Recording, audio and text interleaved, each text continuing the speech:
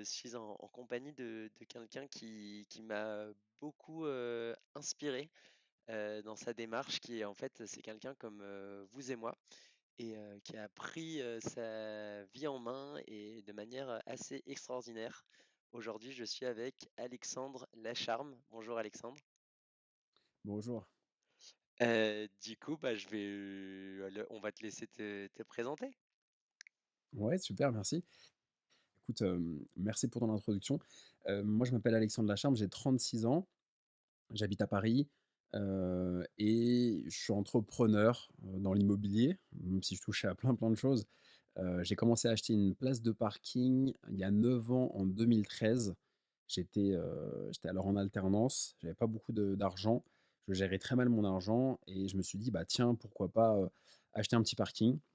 Je te raconterai tout ça par la suite, mais en gros, voilà, d'un parking à plusieurs et j'ai pu, développer ça, développer la colocation de parking aussi à Paris, et maintenant j'en vis puisque c'est mon activité principale. J'ai pu quitter mon emploi de salarié récemment et parallèlement à ça, j'ai créé Inside Cannes qui est une communauté au Festival de Cannes depuis 2014 et j'ai une chaîne YouTube de monde qui s'appelle Tocante. Voilà, je suis vraiment un créatif, un peu hyperactif sur les bords, qui a juste envie de se faire plaisir. Ça se voit pas du tout. Et du coup, par rapport à cet achat de 1 place, de parking, comment, t'es venue l'idée tout simplement? Alors oui, comment ça m'est venu? Bah, si tu veux, moi j'étais commercial. J'étais commercial, en alternance, donc j'avais une paye qui était pas très importante, heu et je venais d'un bac littéraire, donc c'était un peu difficile pour moi de faire de la prospection téléphonique, d'appeler des prospects qui te raccrochent au nez. C'est une agence de com, si tu veux, dans les produits bio. Donc j'avais pas d'argent.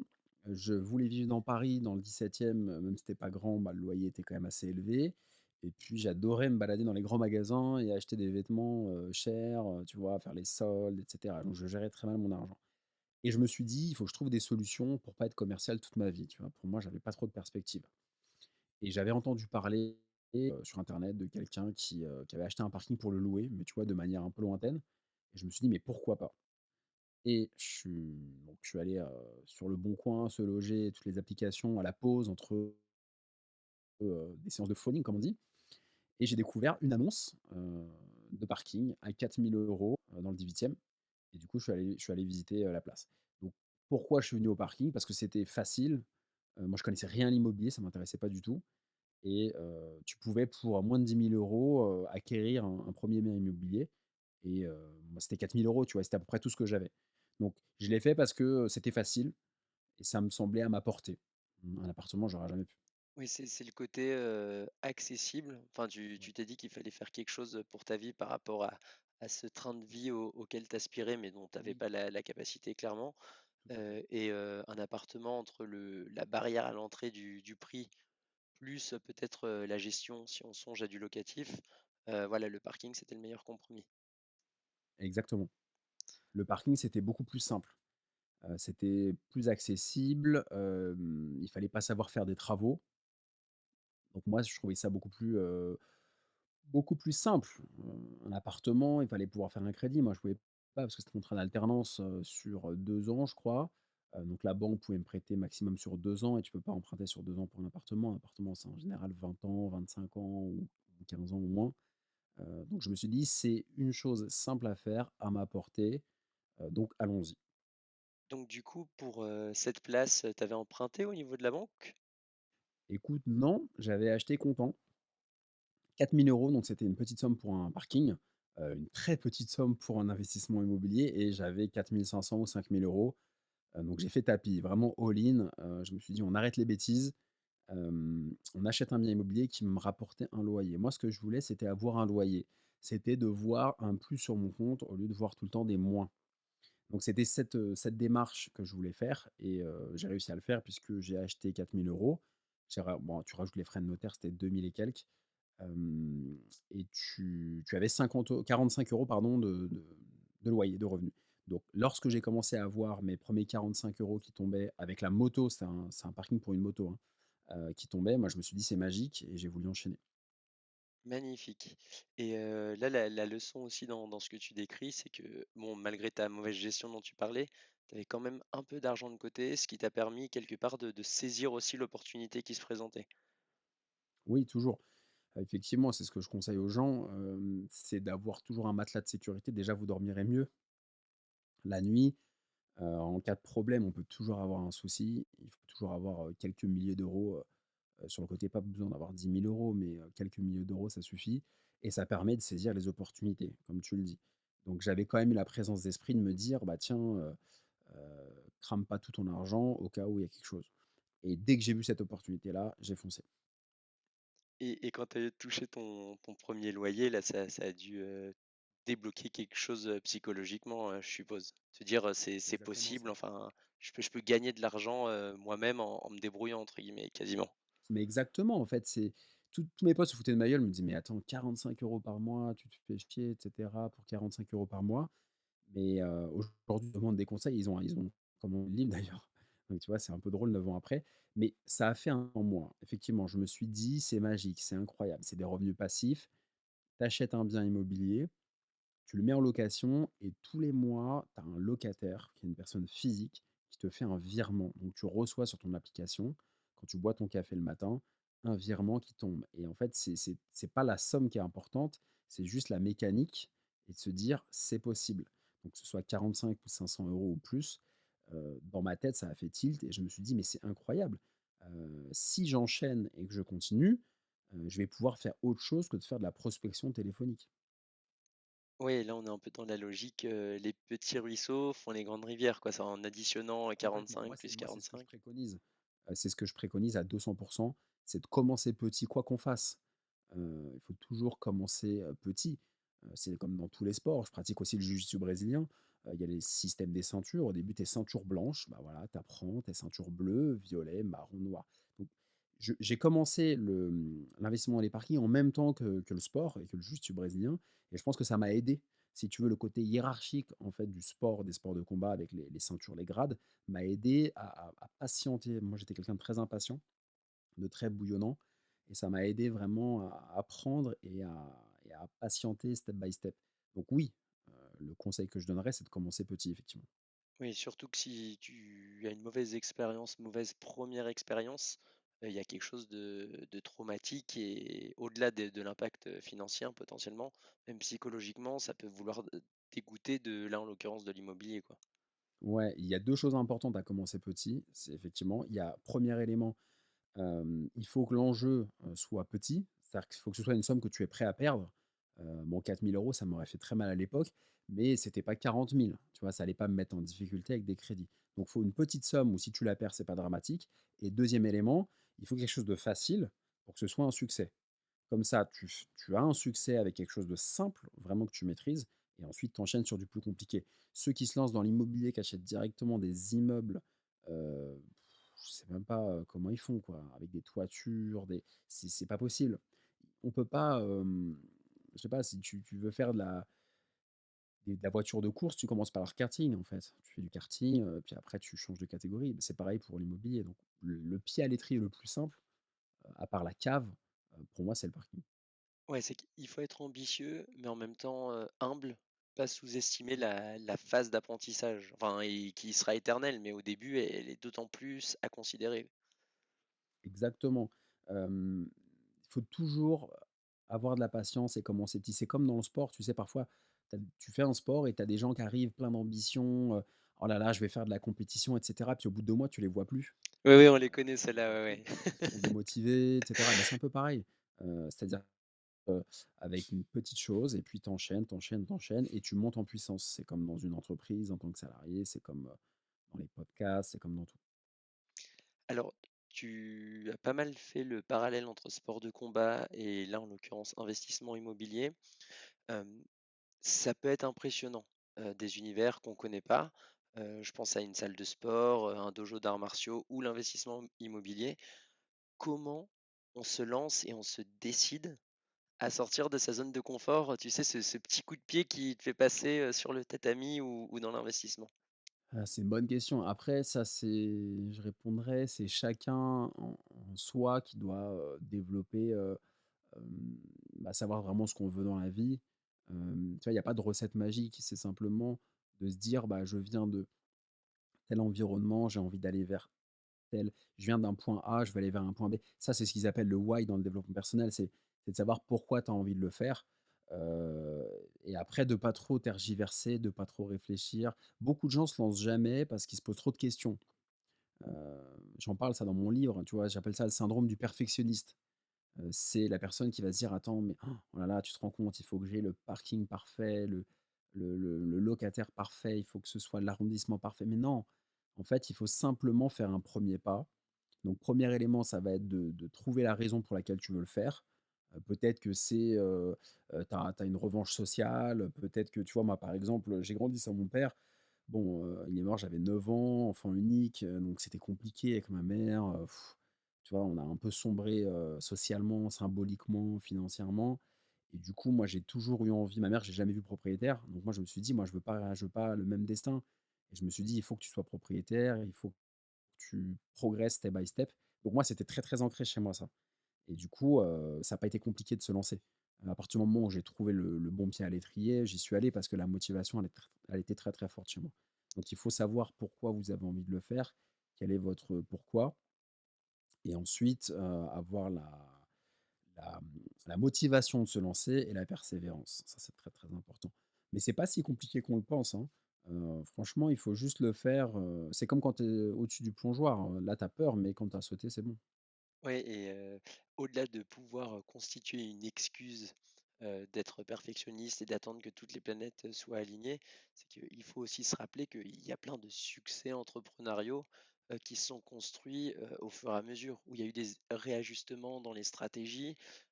Alors là, j'ai pas d'exemple concret qui me vient en tête tout de suite, mais il y a des sociétés qui sont énormes aujourd'hui, qui à la base, n'étaient pas sur ce business. Ben, par exemple Netflix, je crois qu'au début, ils louaient des DVD. Alors qu'ils ont complètement, changé leur business model, intelligemment d'ailleurs et c'est pas du tout, ce à quoi pensait, son fondateur au début et finalement on voulait arriver au point B et on est au point C, enfin hyper loin du point B initial, quoi. Ouais, je suis d'accord avec toi sur le fait que en fait, ça sert à rien de faire trop de business plan, de se dire: «Bah, tiens, ça va être comme ci, comme ça», tu vois? C'est très français de vouloir faire des Excel dans tous les sens, des présentations. Faut être un peu, on y va quoi, faut être dans l'action plus que dans l'application, au moins au départ et moi j'ai acheté ce parking, j'ai pas réfléchi 20 ans, en fait, c'était assez rapide. C'est-à-dire que tu vois, à la pause, j'ai regardé, entre la prospection, je faisais pompe après dans les toilettes tellement on était fatigué de téléphoner et je me dis: «Allez, je prends mon application, je regarde». Le soir même, je visite, j'appelle l'agent immobilier, je visite, il se fout à moitié de ma gueule parce qu'il me voit débarquer, à l'époque j'avais des cheveux un peu bouclés, enfin je ressemblais à vraiment un skater, tu vois? Il se dit: «Attends, ce mec-là va me faire perdre mon temps». Il va pas m'acheter le parking, il a pas d'argent, il va me faire perdre mon temps et il avait pitié de moi. En gros, dans ses yeux, je me disais: «Mais» il me regarde en me disant: «Mais qu'est-ce que tu vas faire dans un pauvre parking où tu peux même pas garer une voiture? C'est une place où tu peux mettre uniquement une moto ou un scooter. Même une Smart ne rentre pas». Mais moi, j'avais en tête de mettre cette moto et lui avait pas tilté, en fait. Ni le propriétaire n'avait tilté, ni l'agent immobilier n'avait tilté qu'on pouvait mettre un 2 roues. Moi, je le savais et du coup, j'y suis allé. Effectivement, j'ai mis ce 2 roues là. Donc tout ça pour te dire que, il y a un moment, il faut se lancer. J'ai fait du parking moto. Après, j'en ai eu où j'ai eu des voitures. À un moment, j'ai acheté aussi un appartement, que j'ai revendu entre-temps. Hem, donc tu affines ta méthode. Ce qu'il faut, c'est avoir l'envie, faire le premier pas et après, chemin faisant, tu vas pouvoir, affiner ta méthode. C'est pas un problème. Par rapport au fait de se lancer, alors là, ça m'intéresserait sur, notamment cette première visite là où l'agent immobilier avait pitié de toi comme tu le disais. Mmh. C'était quoi ton attitude? C'était, de la jouer, transparente et limite de lui dire: «Bah, écoutez, j'y connais rien, je me renseigne», je caricature un peu ou à la limite l'inverse extrême, limite, jouer à l'investisseur aguerri? Ah, c'est une bonne question parce qu'en fait, j'ai déjà fait les 2. Pas avec la même personne, mais j'ai déjà fait les 2. Je le raconte un peu dans mon livre, j'ai un peu fait les 2. Hem, Moi, de nature, je vais plutôt la jouer franc jeu, c'est-à-dire, de dire: «Bah, écoutez, Je sais pas ce que je fais là. voilà, je suis un touriste». Non, je plaisante, mais je suis en alternance, je suis motivé, j'ai envie de l'acheter. Moi, j'ai tendance, si tu veux, c'est un peu une déformation professionnelle quand j'étais commercial, de sympathiser, de discuter, de créer ce qu'on appelle un climat dans la vente. C'est une bonne ambiance. Je recommande pas forcément la posture un peu hautaine, de vouloir, jouer trop à l'investisseur, un peu sûr de soi et cetera. Parce que le mec était en face de moi, il avait 60 ans, il avait des coupes, Century 21 partout dans son bureau. Vraiment, c'est des commerciales à l'ancienne, hein, avec la petite valise à roulettes et cetera, limite. Et donc du coup, j'avais pas envie de, tu vois, de jouer les gros bras à Oui, il côté, quoi. t'aurait démasqué a J'étais priori, quoi. fatigué, quoi. Il était 19h30, j'avais fait ma journée de prospection, j'étais claqué. J'avais mangé, c'était au Vésinet-le-Pec vers, au Pec, à côté du Vésinet, au fin fond du 78. Donc tu imagines après, tous les RER A jusqu'à, Marcadet des Poissonniers, tu vois? Donc j'étais déjà fatigué. Donc j'ai joué franc jeu et en général, quand on la joue franc jeu, à moins de tomber sur quelqu'un de pas sympa, si la personne a un minimum d'empathie, bon, bah, ça fonctionne mieux, quoi. Mais après, faut pas trop non plus raconter sa vie et dire qu'on veut garer des motos ou des scooters, parce que la personne pourrait dire: «Ah bah, non, bah, vous allez pas négocier le prix puisque ça va être très rentable votre affaire». Donc faut pas non plus trop en dire. Ce qu'il faut, c'est être sympa, ferme mais souriant, et pas non plus, s'épancher pendant 10 ans, quoi. Ouais, authentique, mais on est là pour faire du business quand même, quoi. Voilà, authentique, détendu surtout. Il y a beaucoup de gens un peu stressés et ça, c'est pas très bon. Détendu, mais il faut que l'agent immobilier se dise, «Je vais pas perdre mon temps». En fait, leur hantise, c'est quoi? C'est de faire des visites toute la journée pour des gens qui ne vont pas faire d'offres, qui vont faire perdre du temps. Donc il faut que la personne se dise quand même, la personne qui vient visiter le parking, bah, elle est susceptible de le prendre. Très clair. Tu nous parlais du loyer là tout à l'heure, 45 €. C'est quand même un petit montant et j'y réfléchissais, c'est pas mal de travail quand même. Il y a la recherche du bien, la négociation, l'obtention d'un financement potentiel si on fait financer par la banque, le passage chez le notaire pour signer, acter la vente et enfin trouver des locataires.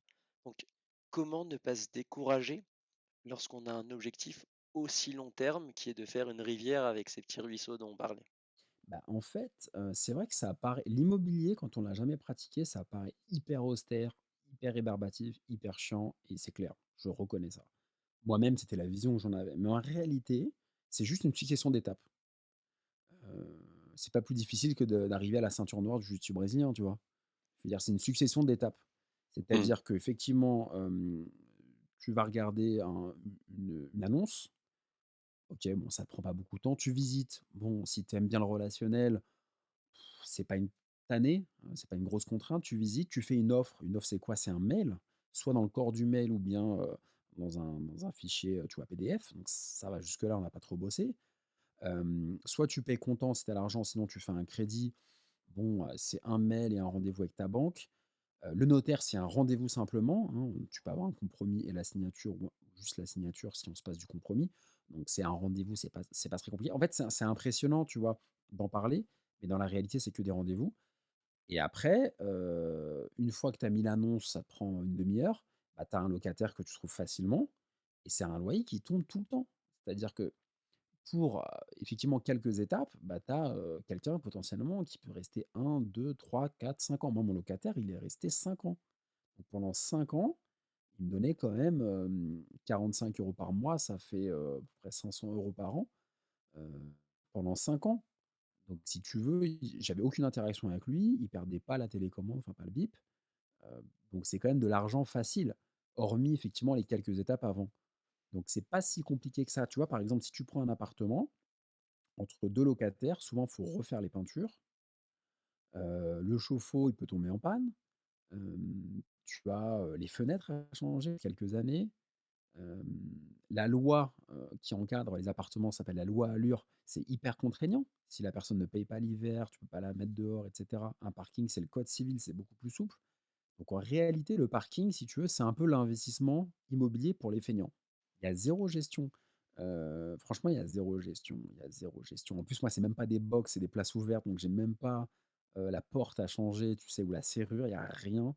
Le seul truc que j'ai fait une fois en 9 ans, c'est que je suis allé, chez Castorama, j'ai acheté de la peinture pour 20 € et j'ai refait un marquage au sol. C'est la seule chose que j'ai faite en 9 ans. Après, il faut avoir des bips, il faut les demander au syndic ou au gardien et maintenant, tellement j'ai pas envie de me bouger, je fais en sorte que le locataire, sortant se mettent en contact avec le locataire entrant quand il y a une rotation et du coup, ils se passent le bip entre eux et moi, je fais tout ce qui est administratif, les baux de location et tout par mail. Donc souvent, je me déplace même plus pour les visites. Je comprends mieux la situation que tu nous décrivais tout à l'heure. Moi, j'ai le loyer qui tombe quand je bois mon café. C'est un beau métier ça, Ouais, quand ouais, il y même. a du boulot. Alors après, si tu Oui, veux, oui. faut pas non plus tomber dans le cliché, faut pas non plus tomber dans le cliché, tu vois, de «tu fais rien» et cetera. Il y a quand même beaucoup de boulot. J'ai quand même fait pas mal de sacrifices dans le sens où, bon, j'ai acheté à crédit, les autres parkings. Donc si tu veux, je vivais quand même en dessous de mes moyens parce que je voulais montrer un dossier hyper clean à la banque. Je voulais que la banque, elle voit que mes sont nickel. Donc voilà, j'ai vachement moins bien vécu pendant des années que mes amis.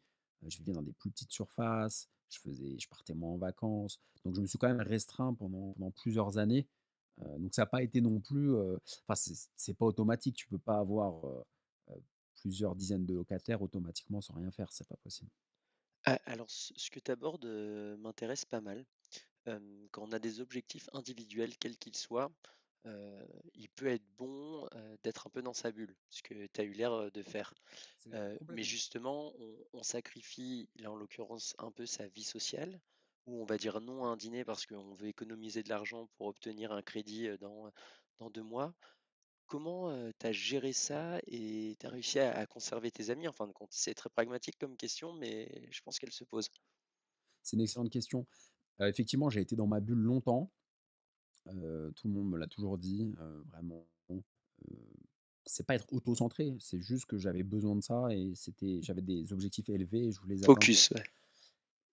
Si tu veux, c'est plus mon entourage qui en a souffert que moi, parce que moi, j'étais tellement concentré dans mes trucs, hem, que finalement, moi, ça m'allait très bien, cette espèce de concentration. Tu sais, c'est un peu comme écrire un livre ou comme faire un album de musique, tu vois? Faire un CD. Bon, ben, tu vas, t'isoler, dans la campagne, faire ta musique. Moi, je suis un peu, un travailleur acharné. J'aime bien le j'aime bien, la manière un peu besogneuse de bosser, c'est mon truc. Tu vois? Un peu difficile, un peu dans le grind, tu vois? À l'américaine. C'est-à-dire que j'aime bien quand c'est compliqué, quand faut vraiment y aller, tu vois? C'est ça qui m'intéresse, c'est ma manière de bosser, et oui, j'étais dans ma bulle. Donc après, il y a toujours des gens, tu peux perdre des amis, hein. Tu as des gens qui vont pas comprendre, qui sont pas du tout dans le même mindset que toi, et qui vont se dire: «Mais attends, tu es jamais dispo, tu m'aimes pas» et cetera. Tu vois? Ça peut créer des susceptibilités. Mais tes vrais amis, moi, mes vrais amis que j'ai depuis longtemps, qui m'ont connu quand je faisais n'importe quoi avec l'argent, quand je partais au ski et que les skis, au lieu de les acheter le premier jour, je les achetais avant de monter dans le train le dernier jour, ça sert à rien et j'allais au ski 3 ans après. Enfin, je faisais que des conneries avec l'argent, je gérais mal, et cetera.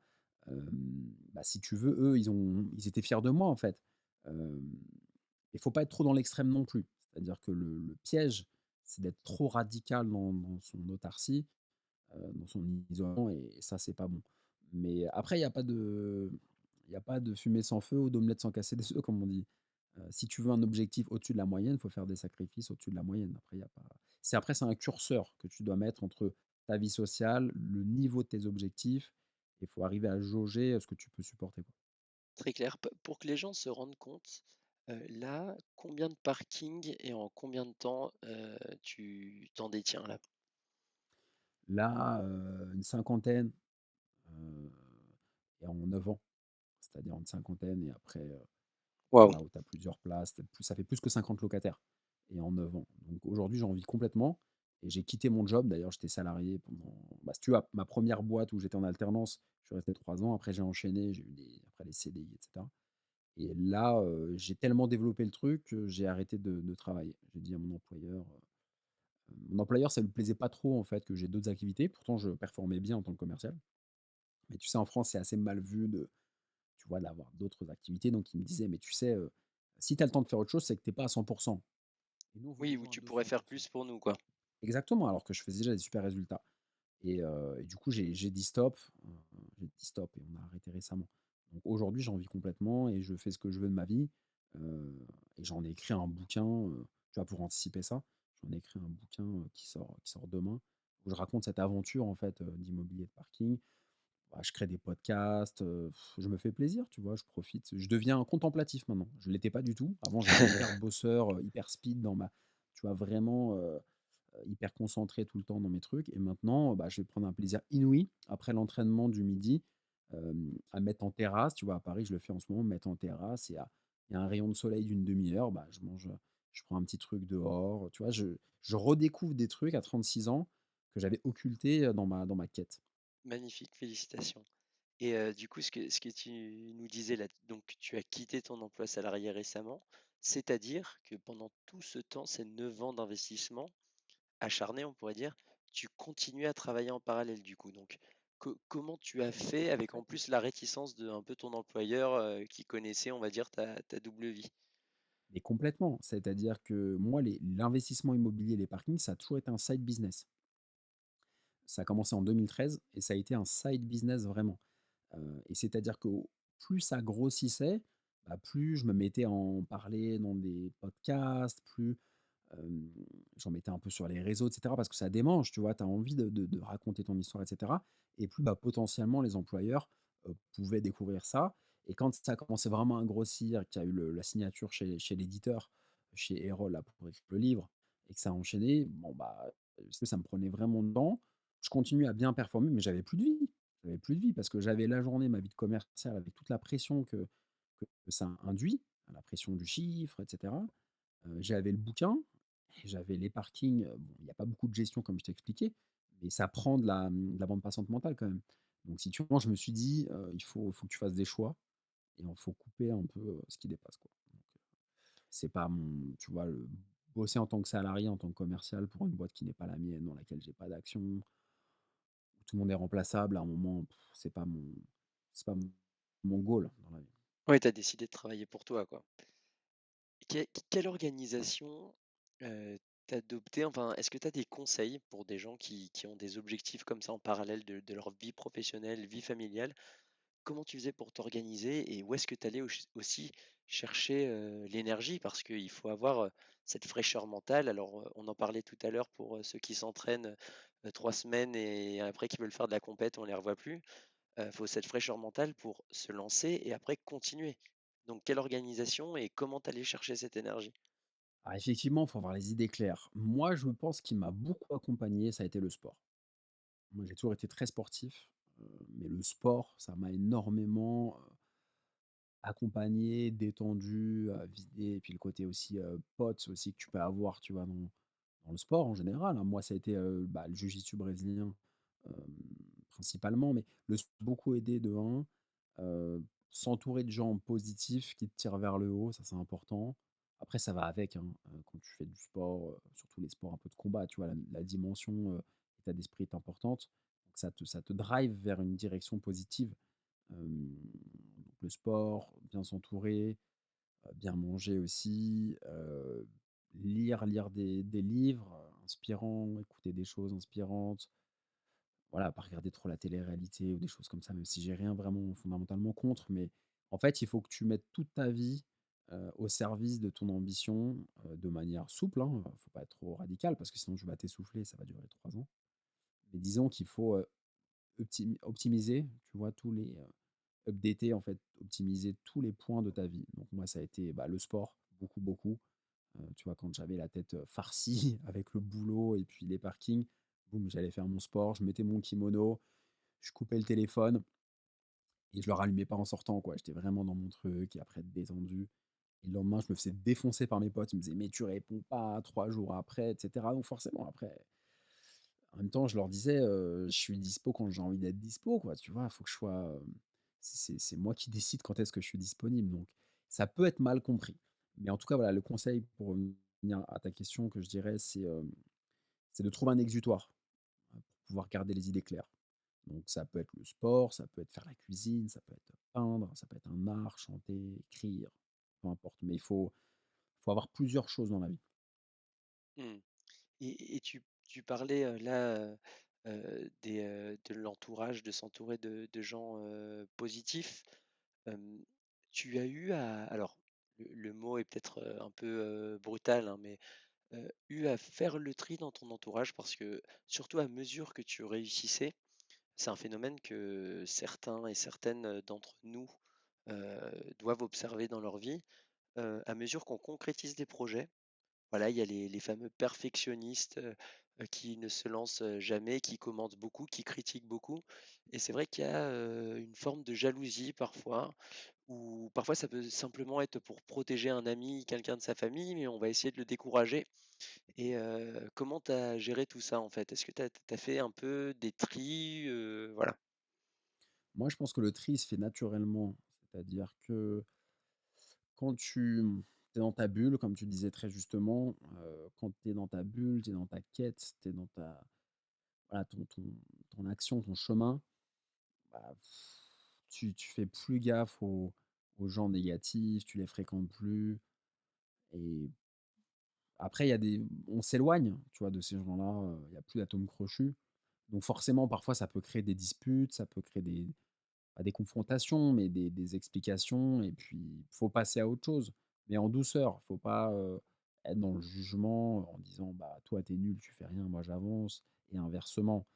Hem, voilà, faut juste avancer et moi, j'ai pas eu de choses radicales, tu vois, à mettre en place. Mais oui, il y a quelques personnes, forcément, bah, qui te tirent un peu vers le bas. Donc ça, tu peux pas te permettre, on a tous des journées de 24 heures. Quand tu as un boulot à plein temps, un side business et puis, que tu es créatif à côté, tu peux pas te permettre d'avoir des gens qui te pourrissent, en fait. Il y a des gens, ouais, c'est clair, hein, il y a des gens qui vont te dire, qui vont vouloir te donner des leçons: «Non, tu devrais pas faire ci, mais plutôt ça», puis en fait, tu leur dis: «Mais toi, tu as fait quoi?» et en fait, ils ont rien fait. Il y a des gens qui vont essayer de me donner des conseils dans l'immobilier alors qu'ils avaient jamais investi. Il y a des choses incroyables. Des gens qui veulent te donner des conseils, pour faire des podcasts ou YouTube alors qu'ils ont jamais fait un montage ou un truc de leur vie. Ah oui, Alors j'en déjà, discutais pardon, vas-y, tu excuse-moi. vois, la règle, c'est de donner du crédit, de l'importance aux propos à quelqu'un qui s'illustrait déjà dans ton domaine. Moi, si tu as quelqu'un dans l'immobilier qui est hyper fort, qui a 30 ans d'expérience et cetera, qui me fait une remarque, je vais l'écouter avec mes 2 oreilles. Mais, quelqu'un de jaloux, un peu frustré, qui essaie de m'appeler pendant 1 heure le soir pour me faire, non. Oui, surtout, l'immobilier, c'est l'un des meilleurs exemples, de la tante Janine au petit cousin, tout le monde a son avis, quoi. C'est assez drôle à Sur les observer. forums. Tu vas sur les groupes Facebook, les forums, tu as des gens toute la journée, ils parlent d'immobilier, ils ont jamais rien investi. Parce qu'investi, ils seraient sur le terrain. Ils seraient sur le terrain avec le locataire, ils seraient, ouais, je veux dire, mais c'est incroyable. Les gens, en fait, ils se font, ils essaient d'intellectualiser les choses et l'impression en les intellectualisant qu'ils réalisent les choses. Mais en fait, la seule chose qui compte et c'est le point commun de tous tes invités et aussi de toi à travers ce podcast. Pour moi, la seule chose qui compte et qui a de la valeur, c'est l'action, c'est de faire. Le reste, ça sert à rien. Ce qui compte, c'est d'agir. Que tu fasses des pizzas, de la peinture, du bricolage, du loisir créatif, du sport, on s'en fout. Mais ce qui compte, c'est de faire. Et je pense on ne peut que respecter les gens qui font quelque chose, même si c'est pas notre domaine. Oui et il y a quelque chose, d'assez égotique au final dans la démarche qu'on décrivait de certaines personnes, c'est de commentateurs et finalement un peu ce côté, si ils voient quelqu'un se planter alors qu'ils les ont prévenus, alors qu'en fait c'était pas forcément basé sur, des éléments tangibles, mais ils peuvent dire ou faire comprendre, «Je te l'avais dit et moi je me suis pas Ah, ils trompé adorent, ils parce que tu vois jubilent. je l'ai pas fait», tu vois? Ils jubilent. Ils jubilent, ils sont hyper contents, bien sûr. «Mais je te l'avais dit, tu aurais dû m'écouter». Mais ouais, j'en ai eu des gens comme j'en avais pas eu beaucoup, peut-être parce que je les ai pas attirés aussi, hein. On attire un peu les gens qu'on mérite à un moment donné. J'ai après si tu donnes pas d'importance à quelqu'un, tu vas pas l'écouter. Tu auras ce problème-là si tu acceptes, si tu sais pas dire non. Moi, c'était un moment, j'avais un peu de mal à dire non et c'est vrai que j'avais des amis, je les appréciais vraiment, ils me disaient: «Ah, tu veux, je peux t'appeler par rapport à ça?» et je les écoutais, oh là là, le week-end et tout, je raccrochais, j'en pouvais plus. Donc en fait, si tu donnes pas d'importance à ces gens-là, ils vont pas te polluer. Donc moi, j'appelle ça les gens toxiques, il faut faire hyper attention à ça et c'est souvent malheureusement des gens qui sont plus à plaindre qu'à blâmer. C'est-à-dire qu'en fait, ils finalement, à travers ton action, tu réalises un peu leurs rêves, qu'ils osent pas faire. Ils ont peur, ça vient d'une peur. Ils ont peur de pas réussir, d'échouer, donc ils le font pas et du coup, toi, tu fais ce qu'ils arrivent pas à faire parce que tu as moins peur qu'eux. Du coup, c'est hyper frustrant pour eux et du coup, ça crée de l'aigreur, ça crée donc ça, faut vraiment l'identifier. Il faut pas s'embrouiller avec eux parce que je te dis, c'est plutôt à plaindre d'être comme ça. mais pas s'entourer de gens comme ça. Parce que si tu entoures de gens comme ça, tu pourras jamais, y arriver. C'est tu peut-être tu as pas mal de sportifs, tu vois, d'entrepreneurs dans ton podcast. Bah, tu vois, un sportif, tu lui demandes, il peut pas s'entourer d'un coach, qui est hyper négatif, ou si, je sais pas, tu fais du 100 mètres aux jeux olympiques, tu imagines, la personne qui part dans les starting blocks, elle se dit: «Je vais gagner». Si tu te dis que tu vas pas gagner, tu vas pas faire la course. Donc il faut déjà avoir le mental en te disant: «Je vais y arriver». Donc tu peux pas y arriver si autour de toi, tout le monde n'est pas aligné sur ça. Ouais et sur l'entourage, il y a un peu ce qu'on appelle, enfin moi ce que j'appelle en tout cas un peu le syndrome du bon samaritain. C'est que à aider les gens, à les écouter. Alors, bon évidemment, hein, nos proches notamment, il faut être là pour eux dans les moments difficiles, mais parfois en fait ça va nulle part. Très souvent d'ailleurs ça va nulle part et on est là à les écouter parce qu'on a l'impression, d'être utile. Ça donne quelque part quasiment un sens à l'instant, voire à notre vie. Il y a des gens, on a l'impression qu'ils ne font qu'être au chevet des autres, mais dans le sens finalement assez passif et complainte du terme. Mais il se passe rien et on rend service à personne. À la personne qui se plaint parce qu'au final, elle a toujours une épaule sur laquelle s'est penchée, donc elle ne bouge pas d'un iota et nous, en l'écoutant, dire tout le temps les mêmes choses, se plaindre des mêmes choses des mêmes gens, ben, ça nous contamine quelque part et nous non plus, on n'avance pas d'un iota. Je suis d'accord avec toi. J'ai ce problème-là en ce moment. J'ai quelques personnes qui sont comme ça. Je me pose la question: «Pourquoi?» Ils essaient de m'aider, tu vois, de m'écouter et j'essaie de comprendre la motivation profonde, à ça et je suis confronté, à 2 personnes, qui sont un peu comme ça en ce moment. C'est marrant depuis qu'il y a le livre qui sort, tu vois? Et plus Oui, ça bah, marche c'est pour moi, plus j'ai des gens qui sont comme ça, tu vois? Un bénévolat d'écoute, tu te demandes quel ressort il y a derrière et quelle est l'intention derrière. Ouais, c'est assez troublant, ouais. Je me suis fait la réflexion.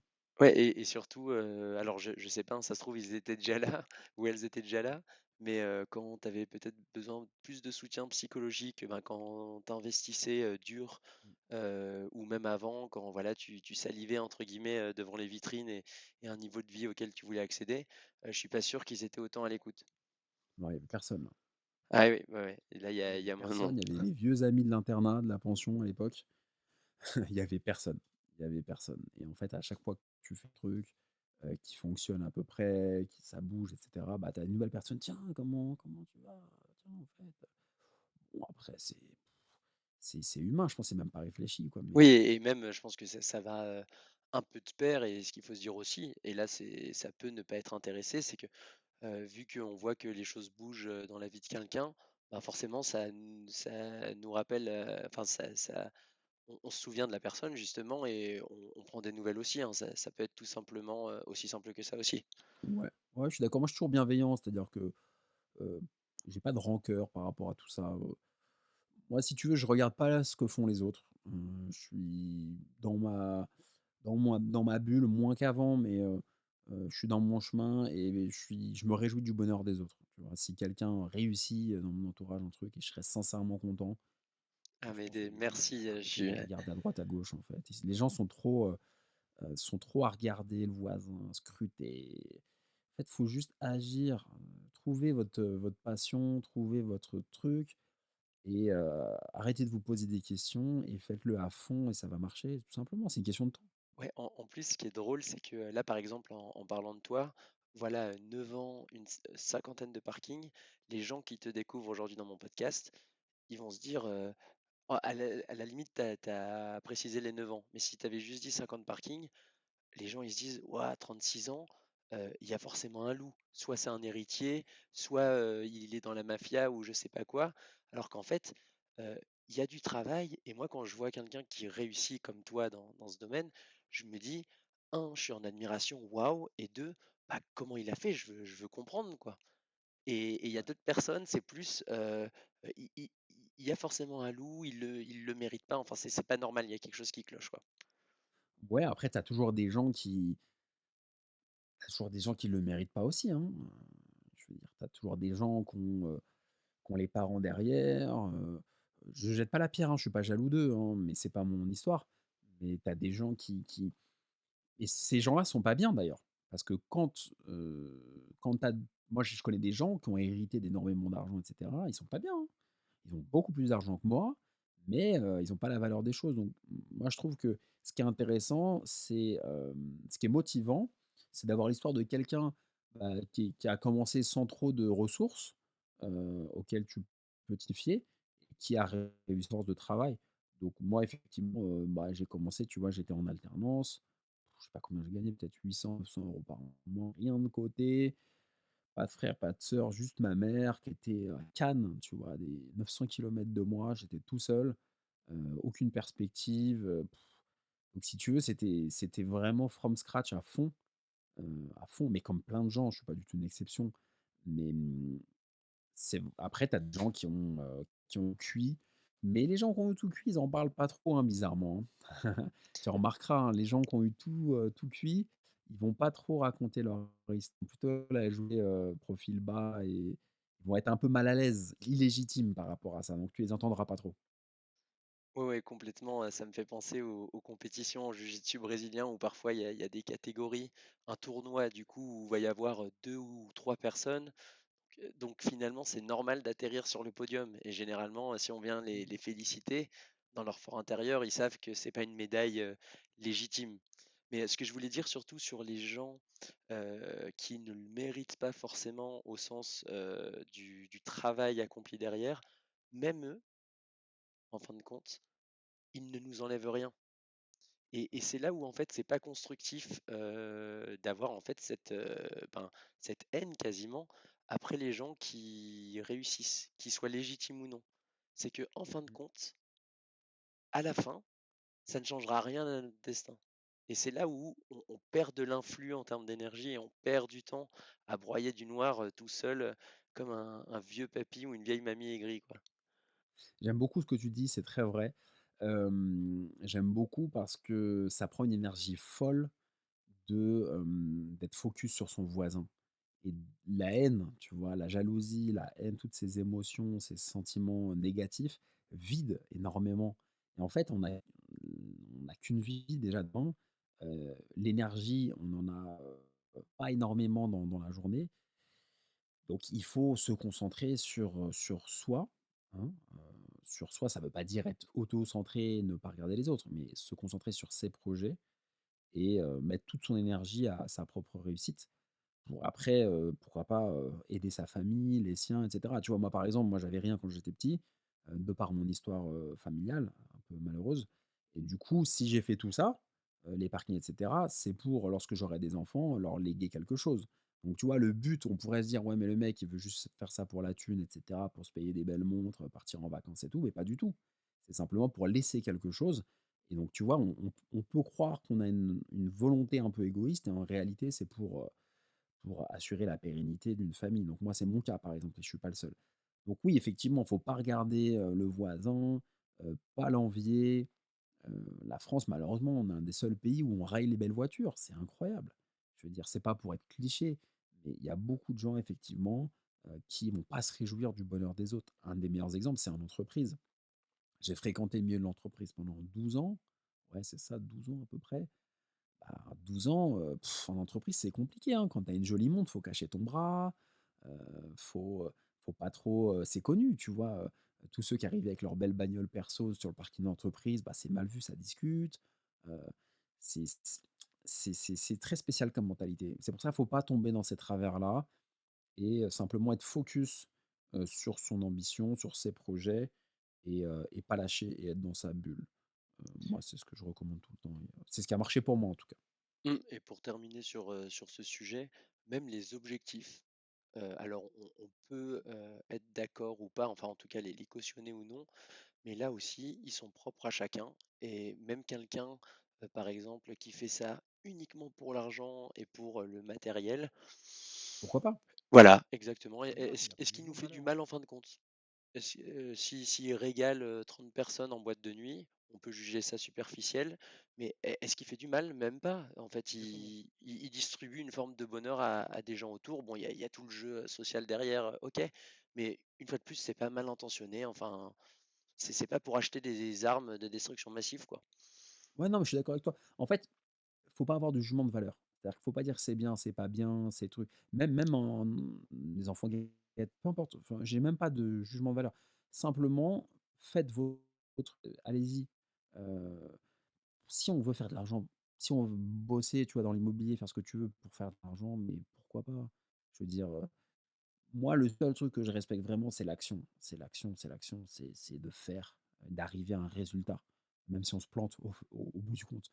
Mais, c'est pour ça, arrêtez d'avoir des jugements de valeur et prenez cette énergie que vous gardez et mettez-la au de vos beaucoup de choses.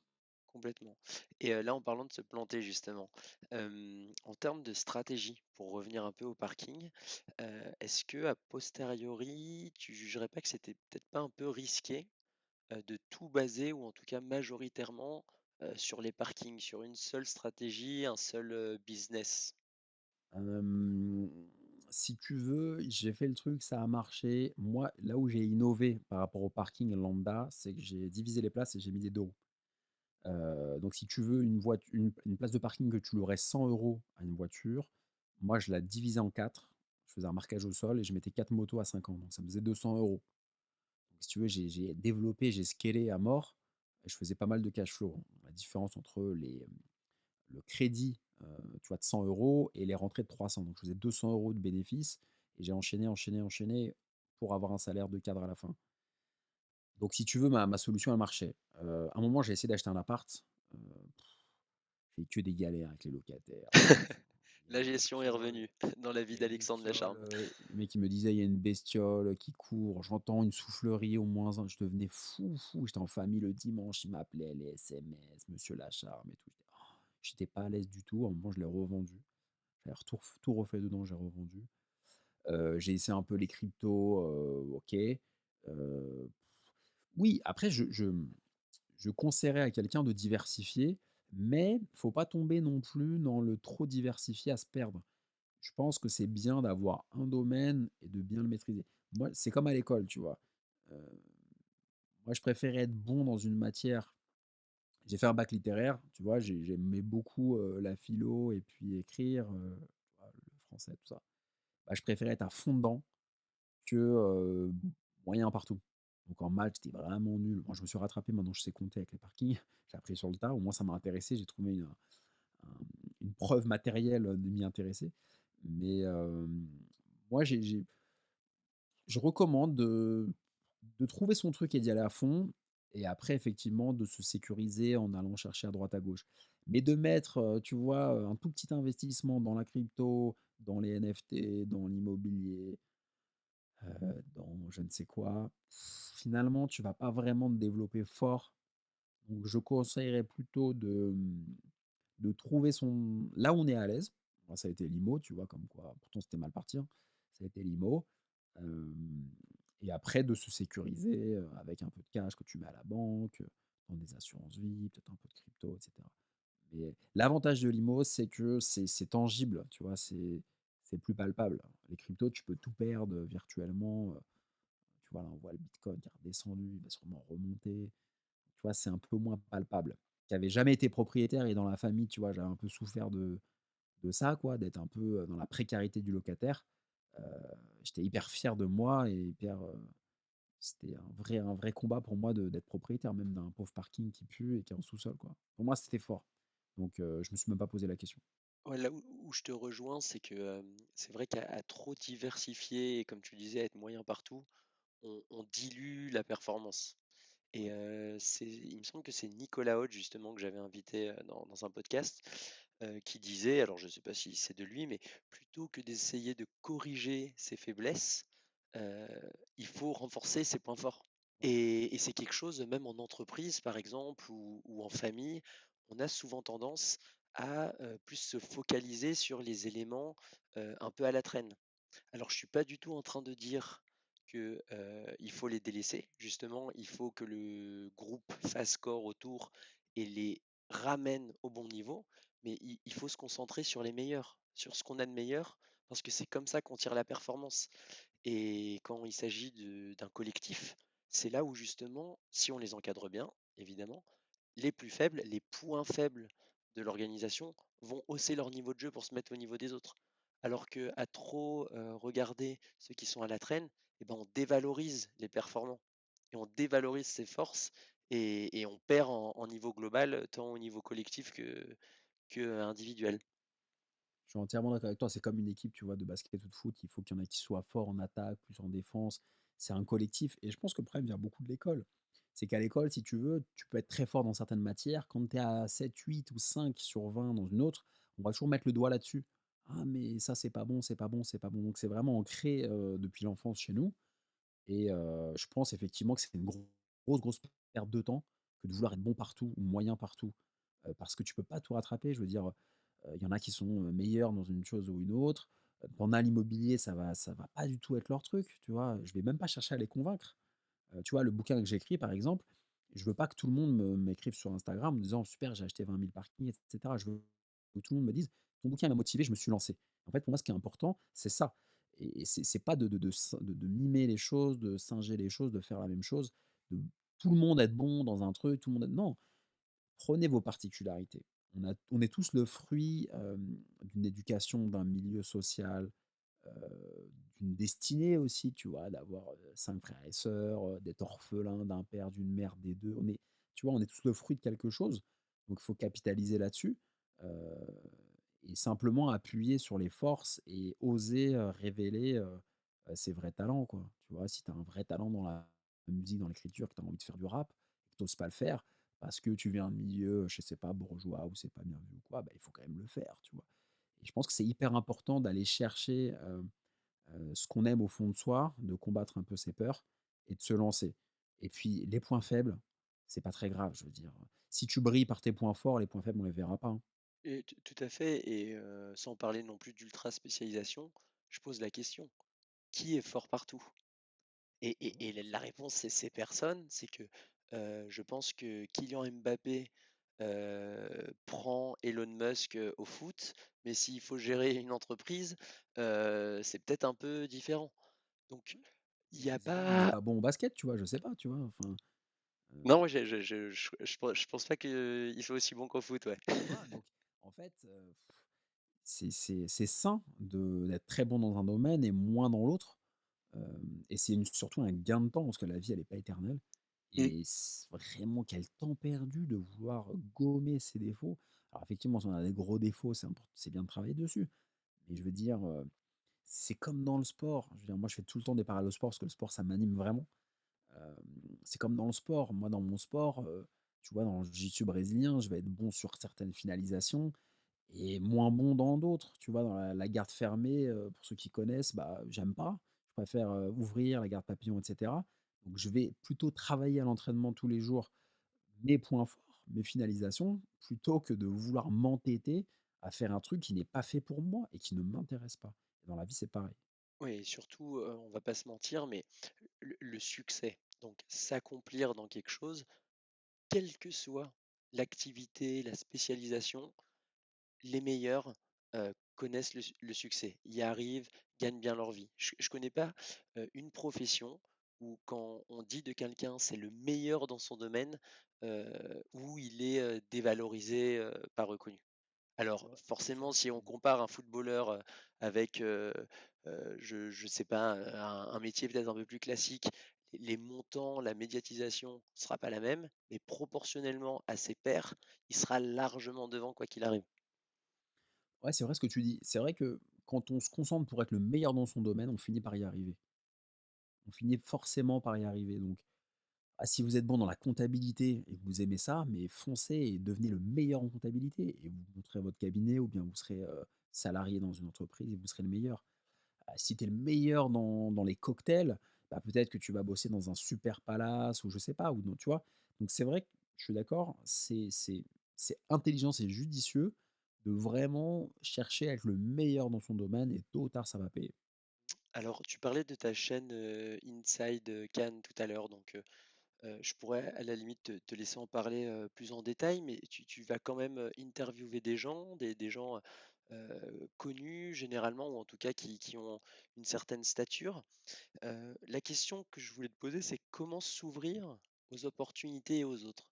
Parce qu'on en parlait un peu tout à l'heure sur le fait de se lancer, ça peut impressionner. On peut être plein de bonnes intentions, mais comment, y aller, voilà, j'ai envie de dire fleur au fusil, avec le sourire?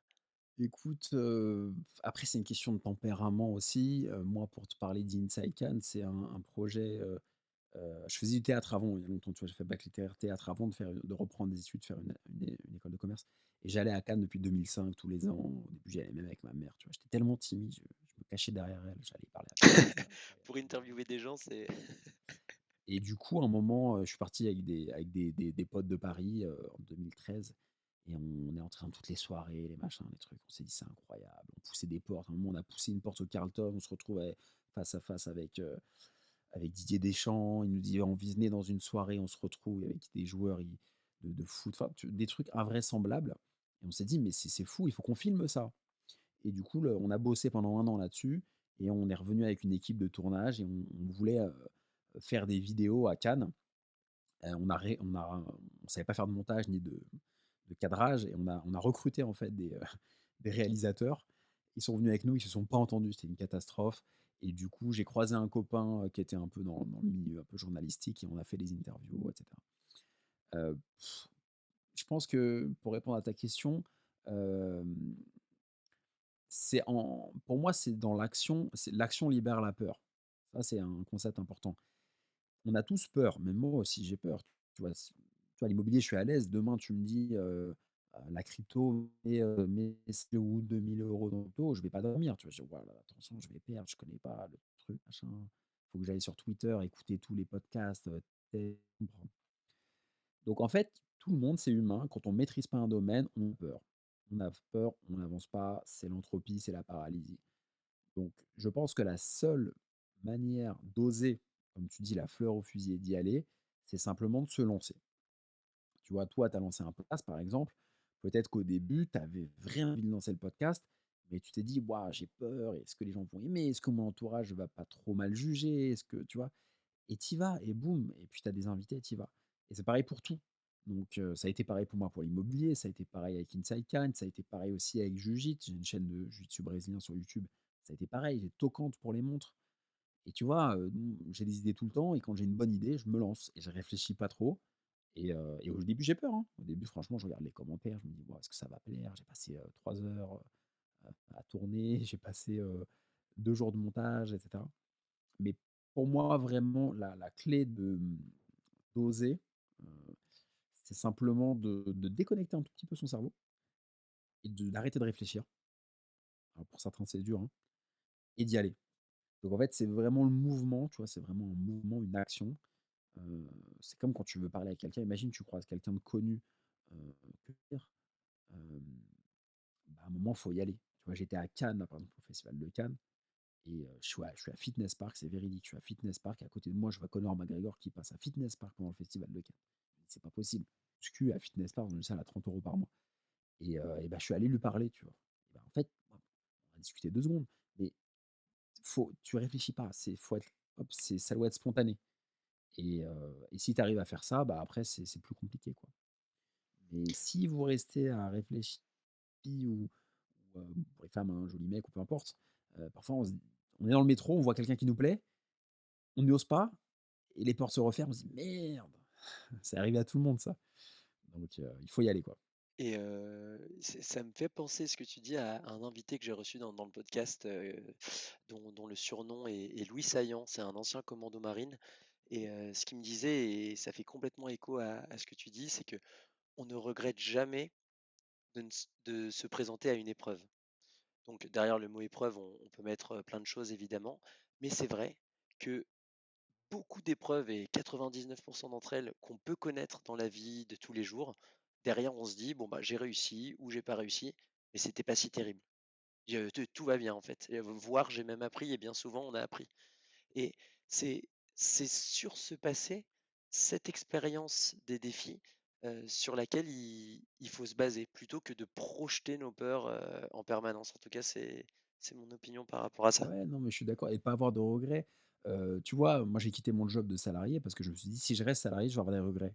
Je vais pas y aller à fond, je vais pas écrire d'autres bouquins, je vais pas me lancer à fond dans mes projets», tu vois, de développement de chaîne YouTube, de coacher des gens qui me contactent et cetera.